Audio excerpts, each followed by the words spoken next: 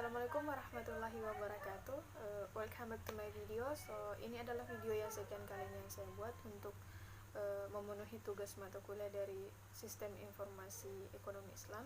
Dan seperti biasa kita akan membahas sebuah artikel. Jadi pada kali ini saya akan membahas sebuah artikel yang berjudul Persepsi Akad Jual Beli Online dalam Perspektif Ekonomi Islam. Jadi seperti yang kita ketahui bersama bahwa sekarang ini kan semuanya serba teknologi, serba gadget. Mau beli pakaian bisa online, mau beli makanan bisa online, mau kesana kemari atau pesan ojek bisa online dan semacamnya. Jadi semuanya berbasis teknologi. Nah, sebelum kita melangkah lebih jauh, alangkah baiknya dulu kalau kita membahas tentang persepsi. Jadi sebenarnya persepsi itu bahasa gaulnya itu kayak sudut pandang. Jadi bagaimana cara orang menanggapi kita itu adalah sebuah persepsi. Namun menurut para ilmuwan,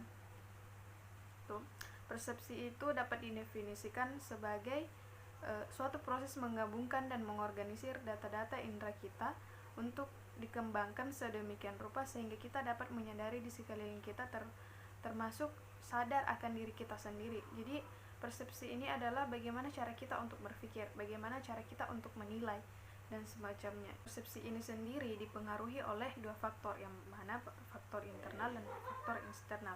Kalau faktor internal biasanya itu seperti bagaimana cara kita belajar atau memahami sesuatu, motivasi kita, serta kepribadian yang kita miliki. Nah, adapun dari faktor eksternal itu bisa berupa repetition atau pengulangan, intensitas, ukuran, dan keberlawanan atau kontras. Itulah pembahasan singkat tentang persepsi atau sudut pandang kita. Nah, sekarang kita melangkah kepada jual beli. Dari pengertiannya, jual beli itu berasal dari kata bai, yang artinya tukar menukar gitu. Jadi secara umum jual beli ini adalah tukar menukar barang dengan barang atau uang dengan barang. Jadi dalam ekonomi syariah ini jual beli ini merupakan suatu kegiatan tukar menukar barang dengan barang yang berdasarkan dengan aturan-aturan atau ajaran-ajaran Islam. Jual beli ini terdapat dalam Quran surah An-Nisa ayat 29 yang dimana artinya, hai orang-orang yang beriman, janganlah kamu saling memakan harta sesamamu dengan jalan batil, kecuali dengan jalan perniagaan yang berlaku dengan suka sama suka di antara kamu, dan janganlah kamu membunuh dirimu, sesungguhnya Allah Maha penyayang kepadamu. Nah, jadi itulah dalil dari Al-Quran yang menjelaskan tentang bagaimana bagaimana faedahnya ketika kita berjual beli. Jadi itulah dalil dari Al-Quran yang menerangkan tentang jual beli dan bagaimana cara kita untuk memanfaatkan harta kita. Jadi dalam jual beli ini terdapat beberapa rukun dan syarat. Yang pertama itu adalah akad, yang di dalamnya terdapat dari ijab dan qabul. Yang kedua adalah orang yang berakad. Yang ketiga adalah ma'qud alai atau objek akad atau barang yang diperjualbelikan. Dalam mayoritas ahli fikih berpendapat bahwa ada empat rukun yang harus dipenuhi dalam jual beli. Yang pertama itu adalah penjual, pembeli, barang yang bisa diserah terimakan, dan yang terakhir itu adalah ijab dan kabulnya atau sigat. Nah, dalam jual beli ini sendiri terdapat beberapa jenis. Yang pertama itu adalah jual beli yang menguntungkan, al-murabahah. Yang kedua, jual beli yang tidak menguntungkan, yaitu menjual harga dengan aslinya. Jadi menjual sesuai dengan modalnya. Kalau dalam perspektif ekonomi Islam itu disebut dengan at-tauliyah. Yang ketiga adalah jual beli rugi, al-khasarah.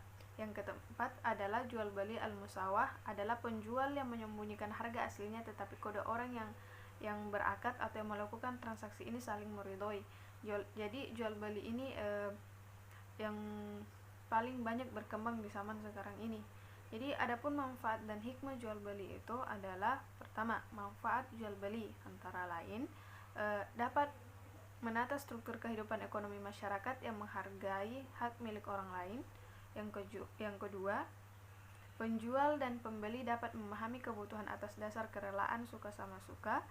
Yang ketiga adalah masing-masing pihak merasa puas. Jadi seperti itu. Jadi hikmah dari jual beli ini sendiri adalah hikmah dari jual beli ini sendiri adalah bagaimana cara kita untuk saling membantu memenuhi kebutuhan orang lain atau orang-orang yang ada di sekitar kita. Dan dalam perspektif Islam ada beberapa jenis jual beli yang dilarang. Yang pertama itu adalah jual beli buah-buahan yang masih di atas pohonnya atau jual beli buah-buahan yang belum matang begitu. Terus yang kedua adalah jual beli barang yang belum tampak atau jual beli anak hewan yang masih di dalam perut dari induknya. Jadi hal ini sangat dilarang karena mengandung gharar atau ketidakpastian. Yang ketiga adalah jual beli yang mengandung kemudaratan, yaitu segala sesuatu yang dapat menimbulkan kemaksiatan bahkan kemusyrikan. Jadi hal ini dilarang oleh agama karena ini dapat merugikan baik dari penjual itu sendiri maupun pembelinya. Itulah pembahasan tentang jual beli dalam perspektif Islam, baik dari hikmahnya, manfaatnya, jenis-jenisnya, dan bahkan rukun dan syaratnya. Jadi kita lanjut dalam jual beli online-nya. Jadi sebenarnya dalam ekonomi Islam sendiri itu jual beli online itu disebut dengan salam atau jual beli pesan. Nah, dalam salam ini sendiri terdapat beberapa syarat tersendiri. Namun manfaatnya maupun prosesnya itu hampir sama dengan jual beli pada umumnya. Namun karena ini adalah jual beli online atau maksudnya jual beli pesan, maka memiliki syarat-syarat tersendiri. Yang pertama itu adalah uangnya hendaklah dibayar di tempat akad, berarti pembayaran dilakukan lebih dulu, maksudnya begitu. Jadi kalau misalkan ada penjual-penjual all shop atau apa, pasti kan terlebih dahulu sebelum barangnya dikirim ya kita juga harus mentransfer biaya dari barang tersebut. Nah, yang kedua adalah barangnya dapat diberikan sesuai dengan waktu yang dijanjikan. Yang ketiga adalah barangnya jadi utang bagi penjual.